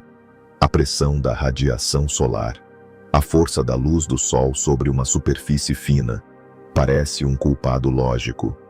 Engenheiros da NASA há muito estudam velas solares, folhas finíssimas, impulsionadas por fótons. Se o Oumuamua fosse tal estrutura, talvez um floco natural de material exótico, a luz solar poderia empurrá-lo mais rápido. Mas seu giro caótico, como uma garrafa jogada para o alto, sugere um corpo mais denso, não uma vela frágil. Sua refletividade, mais brilhante que as rochas locais, carece da uniformidade de uma superfície fabricada. Outra teoria postula a desgaseificação, como os jatos de um cometa. Quando os cometas se aproximam do Sol, seus gelos água, dióxido de carbono sublimam, desviando-os de seu curso. Oumuamua, passando a 1/4 da distância Terra-Sol, deveria ter aquecido o suficiente para liberar gás. No entanto, nenhum traço aparece. O telescópio espacial Spitzer, projetado para captar emissões fracas, não vê poeira ou gás. Telescópios terrestres, como o Observatório Gemini, não encontram coma. Se a desgaseificação impulsiona sua velocidade, ela é invisível, um cometa fantasma diferente de qualquer outro conhecido. Essa ausência força os cientistas a repensar quais materiais poderiam agir de forma tão sutil. Daryl Seligman, um pesquisador de Cornell, propõe uma ideia radical: Oumuamua como um iceberg de hidrogênio, nas profundezas gélidas das nuvens moleculares, onde as estrelas nascem. O hidrogênio pode congelar e se tornar sólido. Tal corpo, aquecido pelo Sol, poderia liberar gás hidrogênio puro, indetectável por nossos instrumentos. Isso poderia explicar a aceleração sem uma cauda visível. Mas críticos, incluindo Avi Loeb de Harvard, contrapõem que o gelo de hidrogênio é frágil, evaporando sob a luz das estrelas muito antes de nos alcançar. Oumuamua, intacto após éons, parece robusto demais para uma forma tão delicada. Jennifer Bergner, da UC Berkeley, oferece uma reviravolta mais simples. Oumuamua poderia ser gelo de água, bombardeado por raios cósmicos por milhões de anos. Em experimentos de laboratório, tal irradiação aprisiona gás hidrogênio na estrutura cristalina do gelo. Perto de uma estrela, esse gelo se reestrutura, liberando hidrogênio em pequenas rajadas o suficiente para empurrar um objeto pequeno sem espalhar poeira. Este cometa escuro, como Bergner o chama, imita uma rocha, mas age como um cometa, com sua atividade oculta. A teoria se encaixa na física conhecida, usando materiais comuns. Mas a forma e o brilho do Oumuamua esticam sua plausibilidade. Avi Loeb, um astrofísico de Harvard, desafia esses modelos naturais. As anomalias do Oumuamua, seu formato alongado, refletividade, aceleração não se alinham perfeitamente com cometas ou asteroides. Ele sugere uma possibilidade mais ousada: tecnologia alienígena. Uma vela solar, uma nave com espessura de milímetros projetada para cavalgar a luz das estrelas, poderia corresponder ao comportamento do Oumuamua. Sua aceleração, impulsionada por fótons solares, não precisa de gás. Sua forma, plana ou em forma de agulha, se encaixa em um objeto construído.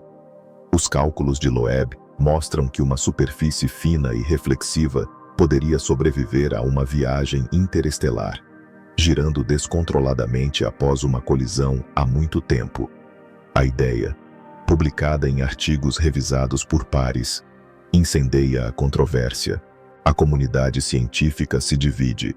Alguns descartam a hipótese de Loeb, citando a navalha de Ockham explicações mais simples, como gelos exóticos, devem vir primeiro. Outros, intrigados, argumentam que a vastidão do universo torna os artefatos alienígenas plausíveis.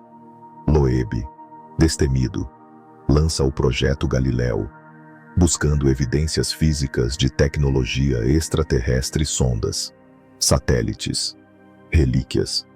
Ele critica a cautela da ciência, pedindo abertura a ideias que desafiam o dogma. Oumuamua, ele argumenta, expõe nosso viés em relação ao familiar, uma falha em imaginar além dos moldes da Terra. A forma do objeto, inferida pelas variações de brilho, alimenta este debate. Se for um disco, pode se assemelhar a uma vela, seu giro uma relíquia de forças antigas. Se for uma haste em forma de charuto, poderia ser um fragmento de uma estrutura maior. Nenhum telescópio resolveu sua forma, deixando espaço para a especulação. Simulações em instituições como o Caltech modelam seu giro caótico, sugerindo uma ejeção violenta de seu sistema de origem, uma perturbação planetária, onde a gravidade de uma estrela despedaça mundos, poderia lançar tais fragmentos, suas formas forjadas no caos. A superfície do Oumuamua, avermelhada pelo bombardeio de raios cósmicos, oferece poucas pistas. Espectros do observatório Keck mostram uma tonalidade semelhante à dos objetos do cinturão de Kuiper, irradiados por éons. No entanto, sua refletividade, 10 vezes mais brilhante que a dos asteroides típicos, sugere uma composição mais lisa ou gelada. A falta de brilho infravermelho intriga os pesquisadores. Cometas, ao se aquecerem perto do Sol, emitem calor. O silêncio do Oumuamua sugere um corpo frio e inerte, ou algo projetado para absorver pouca energia. Cada dado, meticulosamente coletado, aprofunda o enigma. A aceleração, rastreada pelo Observatório Europeu do Sul, continua sendo o ponto crucial. Seu impulso, equivalente ao toque de uma pena, torna-se mais forte à medida que o Oumuamua se afasta. Este padrão corresponde à pressão da radiação solar, que enfraquece com a distância, mas não a desgaseificação, que atinge o pico perto do Sol. A vela de Loeb se encaixa nessa curva, mas as teorias naturais persistem. Gelo de nitrogênio, como a superfície de Plutão, poderia sublimar de forma invisível, mas sua raridade no espaço interestelar força a credulidade. Cada hipótese, testada contra dados escassos, vacila sob escrutínio. Os astrônomos se voltam para dentro, buscando análogos em nosso sistema. A equipe de Seligman examina asteroides próximos à Terra, encontrando 6 com sutis desvios não gravitacionais. Esses objetos, pequenos e rochosos, não possuem caudas cometárias, mas se movem como se fossem empurrados. Um deles, o 1998, KI-26, um ponto de 30 metros, gira a cada 10 minutos. A Hayabusa 2 da JAXA, recém-chegada de Ryugu, o mira para um sobrevoo em 2030. Se ele liberar gás oculto, poderá confirmar a teoria do cometa escuro, ligando o Oumuamua a primos locais. A missão, uma chance de tocar no quebra-cabeça, carrega a esperança da humanidade por respostas. Esses cometas escuros, se reais, sugerem que o Oumuamua não foi único. O sistema solar, antes uma bolha fechada, emerge como uma encruzilhada. A gravidade de Júpiter captura objetos que passam, alguns permanecendo em órbitas estranhas. O asteroide 547 Kaepaoka Awela, preso em ressonância com Júpiter, pode ser interestelar. Sua química alienígena. Cometas como o Hale-Bopp, ricos em monóxido de carbono, sugerem origens distantes. Cada descoberta, catalogada por observatórios como o de Arecibo, revela uma galáxia onde andarilhos são comuns.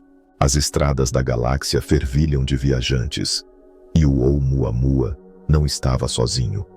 Em agosto de 2019, Gennady Borisov, um astrônomo amador na Crimeia, avista outro intruso, batizado de 2I Borisov. Ele atravessa o sistema solar, um cometa com uma coma brilhante e uma cauda que se estende por dezenas de milhares de quilômetros. Diferente do silêncio do Oumuamua, Borisov se anuncia, liberando gás e poeira ao se aproximar do Sol. Seu monóxido de carbono, abundante além dos cometas locais, aponta para um berço em um viveiro estelar mais frio, talvez a 100 anos-luz de distância. Sua trajetória hiperbólica, como a do Oumuamua, confirma uma origem interestelar, entrando por Hércules e saindo em direção a Telescopium. Telescópios, incluindo o Observatório Swift, rastreiam sua desgaseificação. Um cometa de livro didático nascido sob outra estrela. No entanto, seu contraste com o Oumuamua aguça o mistério. Um visitante, barulhento e brilhante, se encaixa na física conhecida. O outro, elegante e silencioso, a desafia. Juntos, eles sugerem uma galáxia repleta de andarilhos diversos, alguns visíveis, outros elusivos. Estimativas da Universidade do Havaí sugerem que milhares de objetos interestelares cruzam a órbita de Netuno diariamente, a maioria pequenos ou fracos demais para serem vistos. O Sistema Solar, um ponto no espiral da Via Láctea, está em uma rota movimentada. Planetas massivos como Júpiter agem como redes, capturando temporariamente os transeuntes. Objetos como o cometa Makemake, com químicas alienígenas, podem ser relíquias de tais encontros. Essas descobertas, publicadas na Nature, remodelam nossa visão, transformando o domínio do Sol em um intercâmbio galáctico. A aceleração do Oumuamua, ainda sem explicação, impulsiona a busca por respostas. A teoria do cometa escuro de Bergner ganha força, à medida que experimentos de laboratório imitam seu comportamento. Gelo de água, irradiado por éons, libera hidrogênio em rajadas controladas, correspondendo ao impulso do Oumuamua. Mas sua forma, uma elongação de 10:1, desafia este modelo. Simulações no MIT sugerem um corpo natural esticado por forças de maré perto de uma estrela, mas nenhum processo conhecido produz tais extremos. A vela de Loeb, um artefato construído, permanece uma hipótese sombria, improvável sem mais dados. A origem do objeto, rastreada por supercomputadores em Oxford, permanece elusiva. Seu caminho, retrocedido através do labirinto gravitacional da galáxia, não aponta para nenhum lugar preciso. Estrelas em Lira, como Vega, movem-se rápido demais para se alinhar com o passado do Oumuamua. Aglomerados como as Pleiades, a 50 anos-luz de distância, oferecem possíveis locais de nascimento, mas as simulações não encontram correspondências. O objeto, à deriva por centenas de milhões de anos, apaga seus rastros. Sua superfície um palimpsesto de desgaste cósmico. Sua jornada, solitária e vasta, começou antes dos primeiros fogos da humanidade. O projeto Lyra, lançado por pesquisadores em Londres, sonha com uma perseguição, uma espaçonave, usando a gravidade de Júpiter e um estilingue solar. Poderia atingir 70 km por segundo, alcançando o Oumuamua por volta de 2008. Lançada entre 2030 e 2033, ela enfrentaria o calor do Sol, navegando pelo buraco de uma agulha no espaço profundo. No entanto, o objeto, agora um ponto tênue, representa um desafio. Seu giro caótico, imprevisível após décadas, complica a mira, a missão, custando bilhões. Aposta em uma única chance de tocar o desconhecido. Mais perto de casa, o Observatório Vera C. Rubin, no Chile, se prepara para o próximo visitante. Programado para varrer o céu em 2025, seu Legacy Survey of Space and Time mapeará cada cintilação, capturando dezenas de objetos interestelares anualmente. Diferente do Oumuamua, avistado semanas após sua maior aproximação, futuros viajantes poderão ser vistos com meses de antecedência, permitindo que sondas os interceptem. O Comet Interceptor da Agência Espacial Europeia, a ser lançado em 2029, espera no espaço, pronto para perseguir um cometa ou objeto alienígena que se aproxima, com seus instrumentos preparados para um estudo de perto. Essas missões, nascidas na esteira do Oumuamua, marcam uma mudança. A humanidade, antes reativa, constrói ferramentas para antecipar. A pesquisa de 10 anos do Rubin, imagiando o céu a cada 3 noites, catalogará visitantes maiores e mais lentos, com suas trajetórias rastreáveis. A flexibilidade do Interceptor, orbitando um ponto estável, permite que ele se volte para novos alvos. Juntos, eles prometem uma colheita de dados, revelando com que frequência a galáxia envia mensageiros e o que eles carregam: gelo, rocha ou algo mais estranho. Sua aceleração, se impulsionada pela pressão de radiação, inspira novos designs de velas em institutos como o Caltech.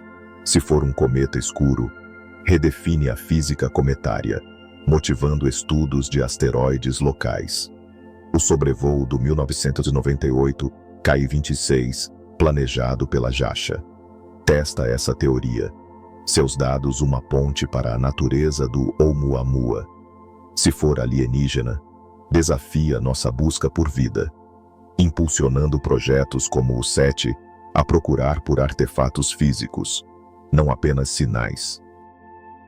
A galáxia, uma espiral de 200 bilhões de estrelas, esconde inúmeros objetos como este, o caminho do Oumuamua, cruzando o nosso por acaso, sugere que outros esperam sem serem vistos. A bolha local, uma cavidade de 1000 anos-luz ao redor do Sol, formada por supernovas antigas, pode canalizar esses viajantes. Seu gás quente, uma rodovia para detritos. Os mapas de raios-x do E-Rosita, de órbitas além da atmosfera terrestre, sugerem túneis ligando tais bolhas. Uma rede galáctica onde o Oumuamua um dia vagou. O rastro do Oumuamua, agora frio, estende-se em direção a Pégaso, um ponto perdido no vazio. Sua breve passagem, um mero mês em nossos céus, reescreve nosso mapa cósmico. A chegada de Borisov, 2 anos depois, confirma a inquietude da galáxia. Sua coma, brilhando com monóxido de carbono, abrange 50.000 quilômetros, um farol de um sistema estelar mais frio que o nosso, rastreado pelo Observatório de Raios-X Chandra. Sua desgaseificação espelha cometas locais, mas sua química rica em gelos alienígenas o diferencia. Esses 2 visitantes, um enigmático, outro aberto, sugerem um espectro de andarilhos interestelares. A teoria do cometa escuro, testada por asteroides locais, ganha terreno. O 1998 KI-6, uma rocha de 30 metros, gira furiosamente, sua órbita impulsionada por forças invisíveis. O sobrevoo da Hayabusa, planejado para 2030, investigará sua superfície, buscando hidrogênio aprisionado em gelo irradiado. Se confirmada, os cometas escuros poderiam ser milhares em nosso sistema, seus sutis impulsos remodelando modelos orbitais. A pesquisa Pan-STARRS, que encontrou o Oumuamua, agora caça esses fantasmas, seus dados alimentando algoritmos na Universidade do Arizona. A hipótese alienígena de Loeb, embora controversa, estimula a inovação. O projeto Galileu, financiado privadamente, implanta telescópios para procurar por objetos artificiais, sondas, velas ou detritos. Seus conjuntos, espalhados por observatórios no Novo México, buscam assinaturas infravermelhas de tecnologia. Uma mudança em relação ao foco de rádio do SETI. O livro de Loeb, Extraterrestre, argumenta que as anomalias do Oumuamua, forma, brilho, aceleração se encaixam em uma relíquia fabricada, talvez uma sonda abandonada de uma civilização há muito desaparecida. Críticos, citando gelos naturais, exigem provas. mas o debate alimenta a curiosidade. A aceleração do Oumuamua, 1/10 de milímetro por segundo ao quadrado, continua sendo o ponto central. Modelos no Instituto Max Planck testam gelos exóticos metano, monóxido de carbono sublimando de forma invisível. Nenhum corresponde totalmente aos dados. A pressão da radiação solar, exigindo um corpo fino e reflexivo, se alinha melhor.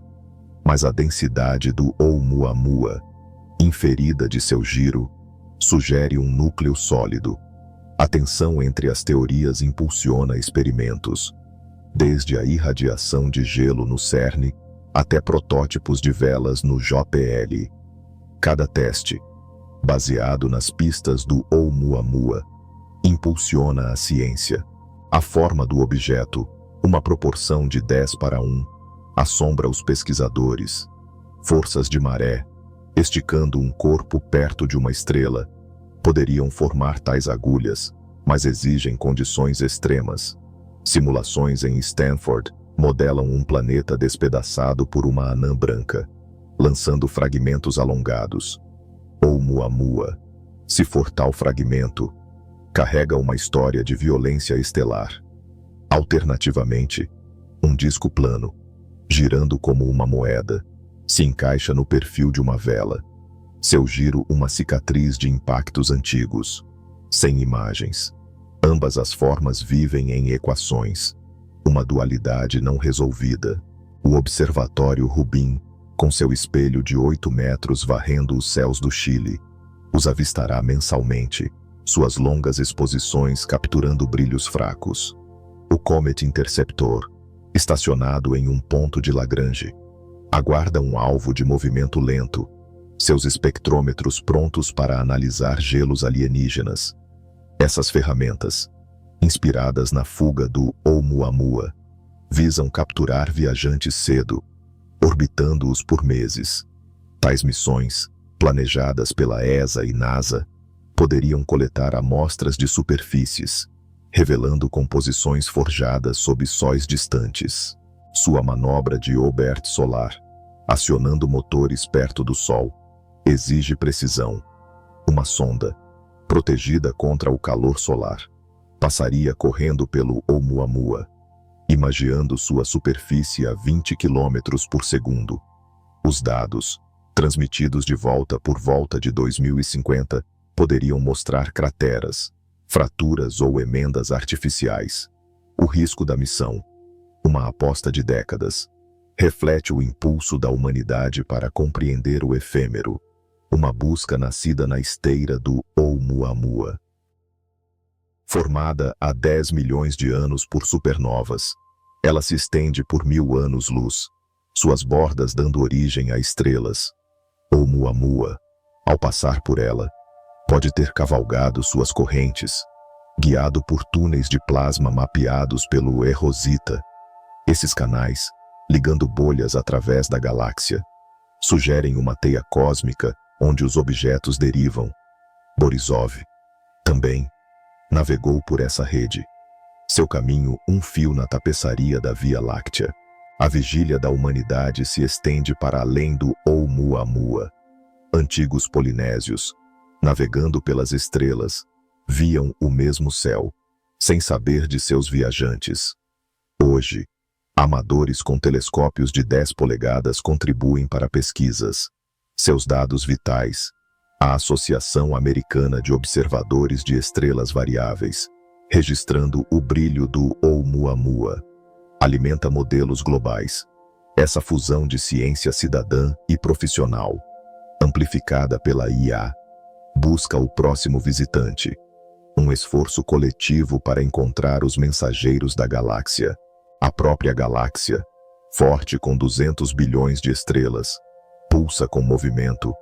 O caminho do Oumuamua, um cruzamento casual, espelha inúmeros outros. Kaepaoka Awela, orbitando para trás com Júpiter, pode ser um andarilho capturado. Sua órbita um fóssil de intercâmbio interestelar. Cometas como o Hyakutake, com seus gelos alienígenas, reforçam esse fluxo.